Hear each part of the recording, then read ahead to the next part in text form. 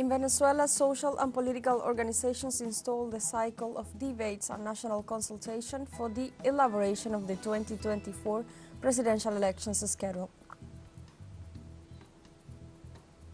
In Palestine, Israel's genocidal operation against Gaza continues on its 122nd day. Occupation forces continue shelling the region, especially the city of Deir al-Balah and Khan Yunis. And Spanish farmers increase protest actions to demand flexibility in the European Union's agricultural policies.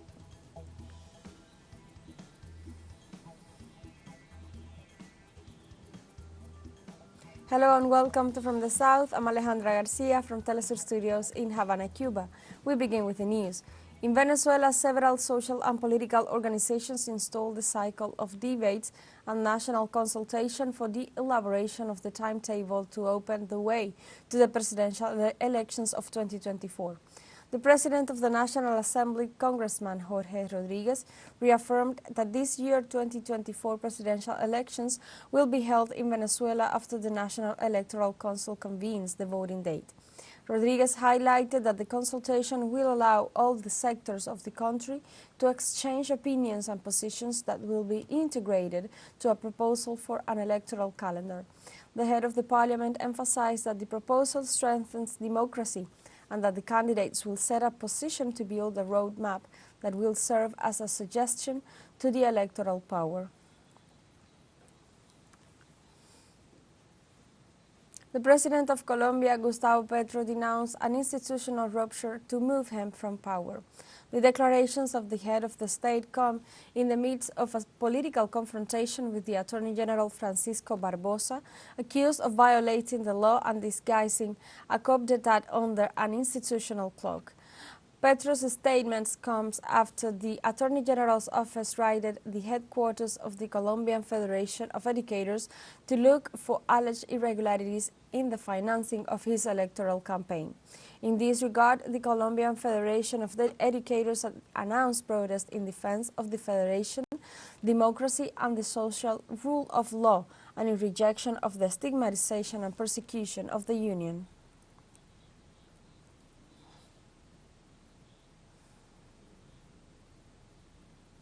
In El Salvador, candidate for re-election Nayib Bukele claimed victory in Sunday's election with only 31.49% of the votes counted. As of 6:30 a.m. on Monday morning local time, the Supreme Electoral Tribunal had not updated the tally since 1 p.m. on Sunday night local time.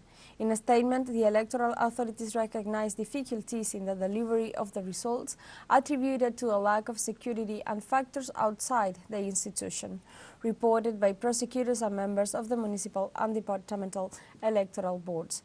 As President, Bukele is questioned for intervening in the autonomous powers of the state, which allowed him to run in an unconstitutional manner in Sunday's elections.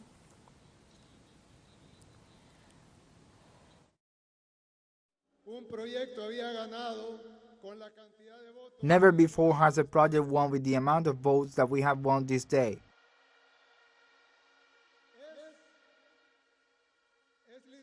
It is literally the highest percentage of all history.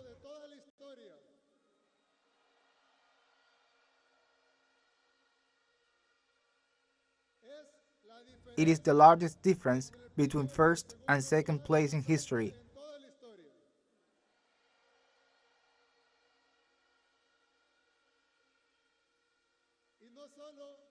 And not only have we won the President of the Republic for the second time, with more than 85% of the votes,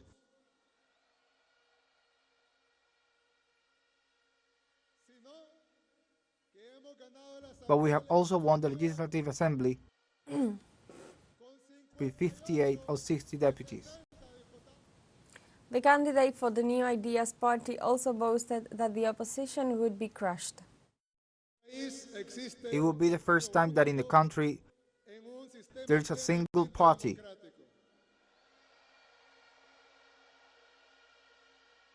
In a fully democratic system, the opposition as a whole was crushed.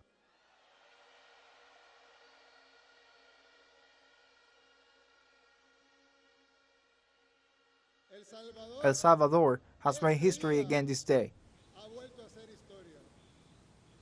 In this context, citizens elected by the Supreme Electoral Tribunal who formed the polling stations for the presidential and legislative elections denounced through their social media a series of anomalies during the transmission of the tally sheets, causing uncertainty among Salvadorans about the vote count. Among the most constant complaints is the duplication and even triplication of some cases of votes as the moment they entered the tallied sheets into the system. They also mentioned that the system presented errors in the delay to enter the votes due to possible overloading and a network outage. Likewise, they regretted that the Supreme Electoral Tribunal did not provide the necessary conditions in the voting centers to expedite the process.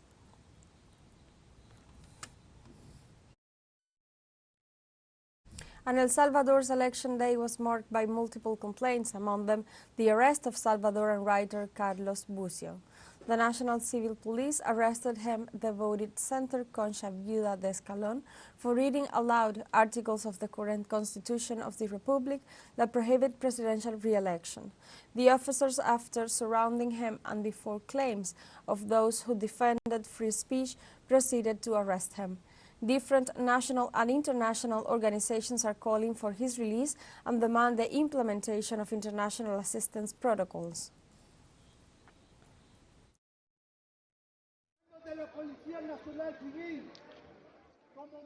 Brothers of the National Civil Police, as comrades, I tell you not to repress the Salvadoran people and to respect the Salvadoran Constitution in force. This day, a new dictatorship is consolidated in El Salvador. Let's take a short break, but remember you can join us on TikTok at teleSUR English, where you will find news in different formats, news updates, and more. Other story coming up, stay with us.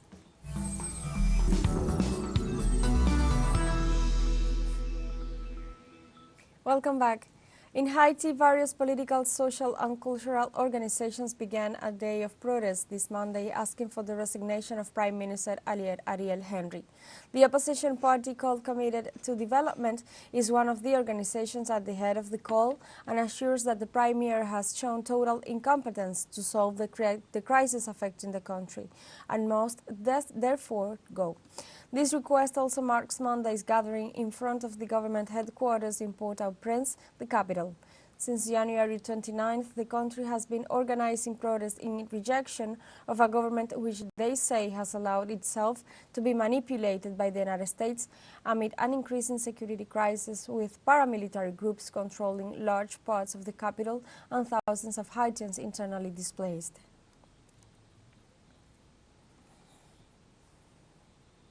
Uruguayan Workers' Union rejects the visit to the country of Laura Richardson, head of the United States Southern Command.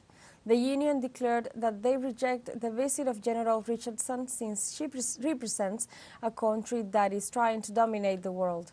They added that the real purpose of her visit is the interest in the fresh water that Uruguay shares in the Guarani aquifer, as well as the possibility of creating a military base in the national territory.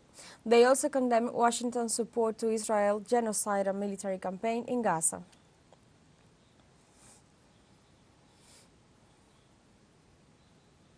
In Argentina, dozens gathered in the vicinity of the Human Capital Ministry, headed by Sandra Petovelo, to demand food.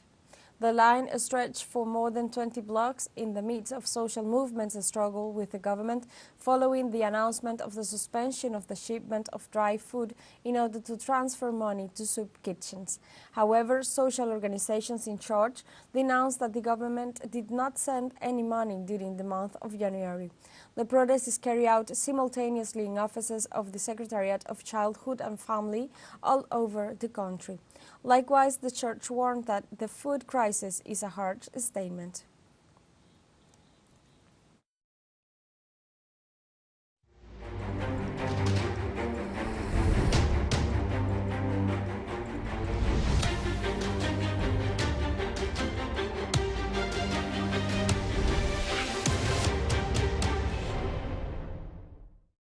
This Monday, Palestine completed 122 days under Israeli siege.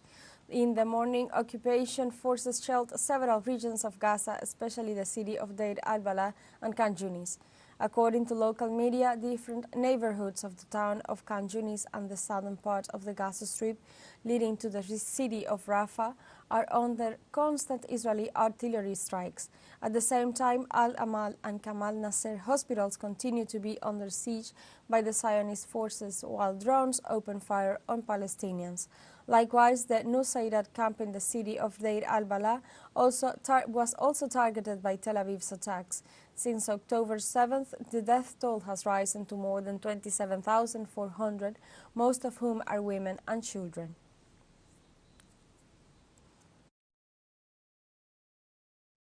Egypt's government threatened to suspend the normalization agreement with Israel over Tel Aviv's insistence on displacing Palestinians to the Sinai Peninsula. The Egyptian authorities expressed their firm opposition to the extension of the conflict, fearing a massive migration to Sinai. Around 1.4 million of the 2.2 million civilians in the Gaza Strip are currently refugees in southern Gaza region, and given the ongoing Israeli attacks, their only option would be escaping towards bordering Egypt. According to experts, these Israeli military actions can be considered as a violation of peace treaty that was signed with Egypt in 1979, and the rupture of ties could affect Israel's relation with the Arab world as a whole.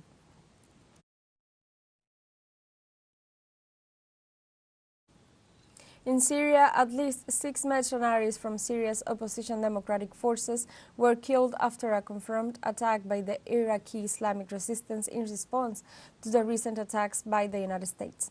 According to the sources, the casualties suffered by the U.S.-backed militia occurred in the Al Omar oil field in the northeastern province of Deir ez-Zor, whose facilities were occupied and used by Pentagon forces. The attack was carried out with drones in response to the recent attacks by United States Army fighter bombers against points of the Syrian army and its allies. At least 15 Washington military bases are illegally in Syrian territory and have been denounced by the government of Damascus for generating death, destruction in infrastructures, and encouraging terrorist attacks in the territory.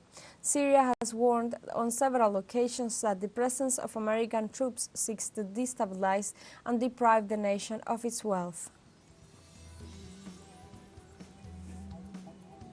We have a second short break coming up, but before we invite you to join our WhatsApp community for our English-speaking audience, you can scan the QR code on screen to join directly and share the link to reach more people. Constant news, coverage of Latin America and the Caribbean, as well as the rest of the world. Stay connected and informed with teleSUR. Final short break. Don't go away.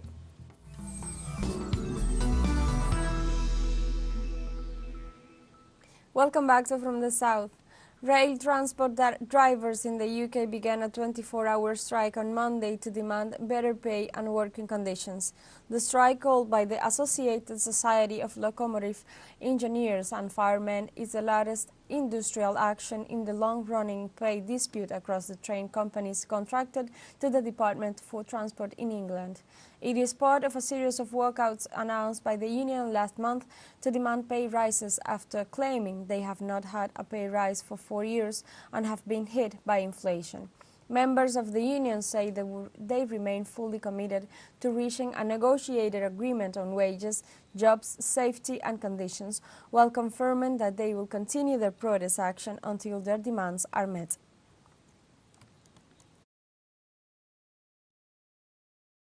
Northern Ireland is getting closer and closer to holding a popular referendum on the reunification of the island. This was announced by the newly elected Prime Minister Michelle O'Neill. In an interview with Sky News, O'Neill described her election as a historic day, truly the epitome of a new dam. She recalled that her campaign was based on being the Prime Minister for all.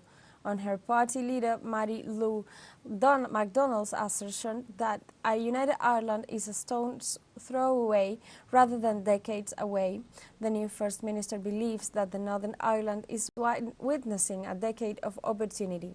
In February 2023, the United Kingdom and the European Union reached an agreement on Northern Ireland known as the Windsor Framework, which sought to end the disputes between London and Brussels over free-flowing trade in the UK and to protect the advantages reserved for the Northern Irish.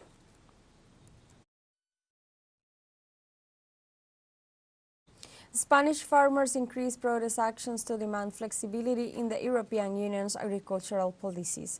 Spain's agricultural sector unions announced that they will extend their demonstrations in the streets of several provinces of the country to request changes in the environmental regulations and greater flexibility in the agricultural policy of the bloc in order to face the drought affecting the country. Among the provinces expected to join the protest actions are La Rioja, Zaragoza, Murcia, Albacete, and Catalonia. Organizations expect the representatives of the fishing sector and transport organizations will join this week's mobilizations. In France, Parisians voted on Sunday whether to take SUV cars off the streets of the capital by making them much more expensive to park. This is the latest stage in a campaign by socialist mayor Anne Hidalgo to make the host city of this year's Olympics greener and friendlier to pedestrians and cyclists. Hidalgo is seeking voter backing for a proposal which seeks to treble parking fees for SUV drivers.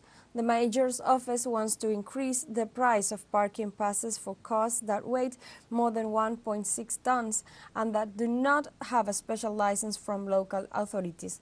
A 6-hour stay with a SUV cars enough to see a show or go to a restaurant would cost €225 compared to €75 for smaller vehicles.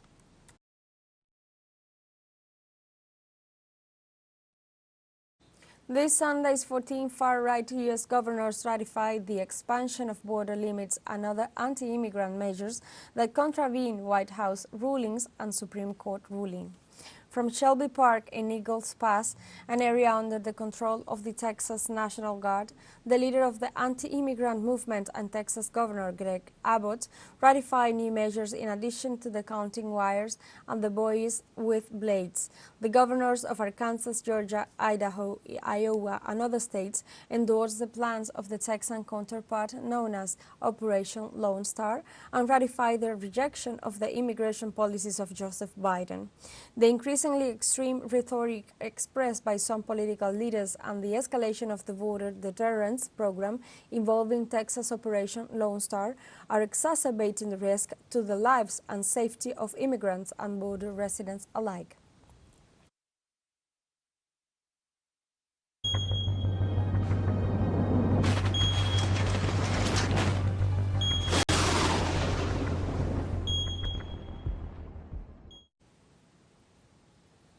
In California, in the western region of the United States, an emergency has been declared this Sunday in 8 counties, including Los Angeles, due to the winter snow.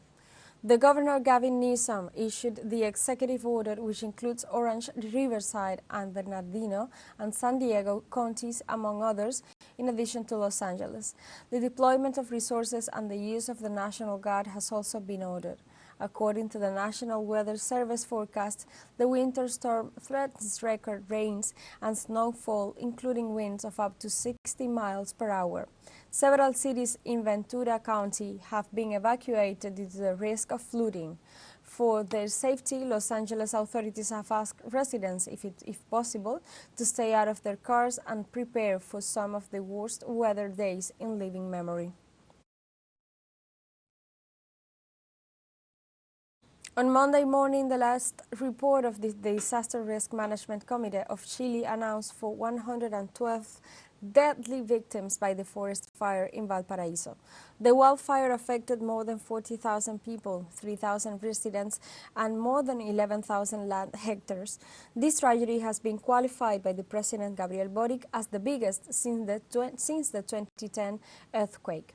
According to the Interior Undersecretary Manuel Monsalve, 200 people are still in the missing person report. On the bright side of this situation that has affected this region 100 kilometers from the country's capital city, it's that the weather conditions changed for good with a decrease of the temperatures which would ease the fire extinction works.